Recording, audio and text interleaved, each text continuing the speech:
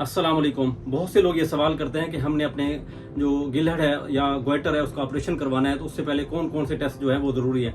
ये बहुत से लोगों का सवाल होता है। तो आज की इस वीडियो के अंदर मैं आपको सिंपल तरीके से बताऊंगा कि ये टेस्ट कौन कौन से हैं और ये किन किन वक्त के अंदर आपने करवाने हैं। तो सबसे पहले आपने जो है इसके लिए थायराइड फंक्शन टेस्ट TFTs करवाने हैं। उसके अंदर TSH, फ्री T3 और फ्री T4 का लेवल करवाना है आपने, और उसके बाद आपने अल्ट्रासाउंड करवाना है अपनी गर्दन का। अगर उसके अंदर नोड्यूल यानी गिल्टियां आती हैं तो फिर आपके लिए कंपलसरी हो जाता है कि आप उसके लिए सुई वाला टेस्ट करवाएं। यानी आपका जो डॉक्टर होता है वो वहां से सैंपल लेता है और उसमें देखता है कि ये खुदा न खासा कैंसर तो नहीं है।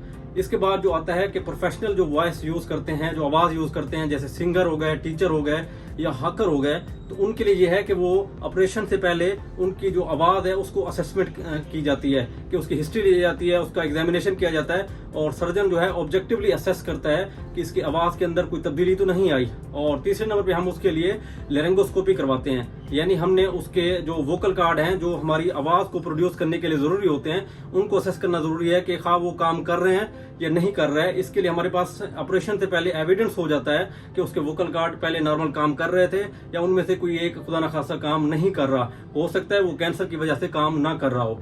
और चौथे नंबर पे आजकल जो मोस्ट रिसेंट आया हुआ है वो ये है कि ट्रांसक्यूटेनियस लेरेंजियल अल्ट्रासाउंड है, जो मोस्ट वाइडली दुनिया के अंदर यूज हो रहा है और 97% सेंसिटिविटी और स्पेसिफिसिटी है।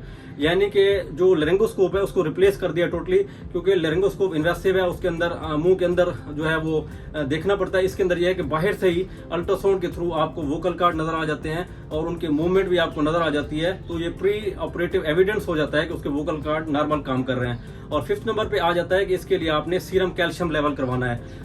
इसमें हमने ये देखना होता है कि खुदा न खासा अगर थायराइड का कोई इशू है, साथ पैराथायराइड का कोई इशू तो नहीं है। जैसे MEN 2A के अंदर होता है कि पैराथायराइड के जो एबनॉर्मलिटीज होती हैं वो भी साथ होती हैं, एग्जिस्ट करती हैं, तो इस वजह से सीरम कैल्शियम लेवल भी प्री ऑप एविडेंस हो जाता है। और जो हमारी वॉइस है प्री ऑप, उससे हमें ये असेस हो जाता है कि उसके वोकल कार्ड प्रॉपर काम कर रहे हैं और प्री ऑप उसकी आवाज़ कैसी थी और पोस्ट ऑप उसकी आवाज़ कैसी थी।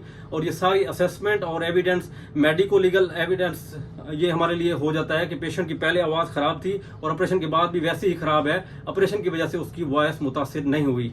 Thank you so much.